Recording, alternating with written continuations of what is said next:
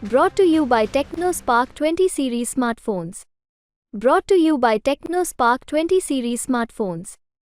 अगर यूं कहो रेयरेस्ट ऑफ रेयर केस की आज फैसला आ गया है।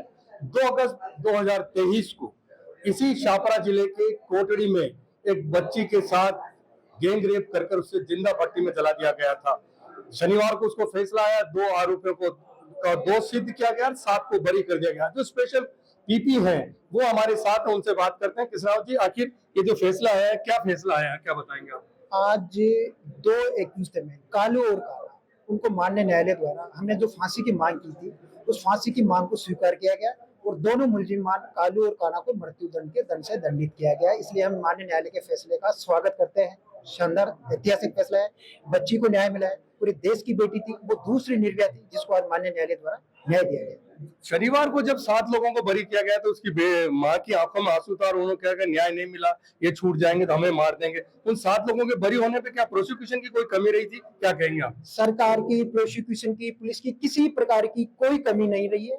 हम जो 7 जो एक्यूज थे वो मेन एक्यूज नहीं। मैं आपसे ये निवेदन करना चाह रहा हूँ कि लोग कह रहे हैं कि 7 एक्यूज को वो सहअभियुक्त थे, मेन एक्यूज नहीं थे। ना तो उन पर मर्डर का आरोप था, ना उन पर गैंग रेप का आरोप था। वो सहअभियुक्त थे। 201, 120 बी के अभियुक्त थे। उनको जो बरी किया गया है उसकी अपील हम माननीय न्यायालय, उच्च न्यायालय में करेंगे और निश्चित रूप से हमारी अपील ग्रांट होगी। नहीं, जो वो बॉडी को डिस्पोज करने में, जलाने में और बाद में गड्ढे में फेंकने में उनका रोल था। वो डिस्पोज करने में था ना। 201 का मतलब ये था, आईपीसी 201 में बॉडी को डिस्पोज करने में, जलाने में नहीं था।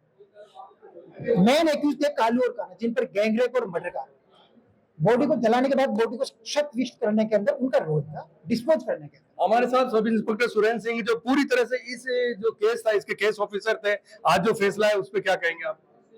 आज जो न्यायालय द्वारा फैसला दिया गया है, मैं उस फैसले से काफ़ी हद तक संतुष्ट हूँ। बाकी 7 को जो बरी किया गया था उसके लिए प्रोसिक्यूशन और सरकार द्वारा आगे जो भी डिसीजन लिया जाएगा वो करवाए जाएंगे। ये थे स्पेशल पीपी और इस केस के केस ऑफिसर। इन दोनों का कहना, आज जो माननीय न्यायालय ने फैसला दिया है, 2 जो मेन एक्यूज थे जिन्होंने गैंग रेप किया और जिंदा नाबालिग को जलाया, उसमें फांसी की सजा देने से ये खुश है। इनका कहना है कि बच्ची को न्याय मिला, साथ ही साथ 7 लोगों को बरी किया गया। उनमें इनका कहना है कि राज्य सरकार के माध्यम से इसमें हाईकोर्ट में अपील की जाएगी। प्रमोद तिवारी, राजस्थान तक, भीलवाड़ा।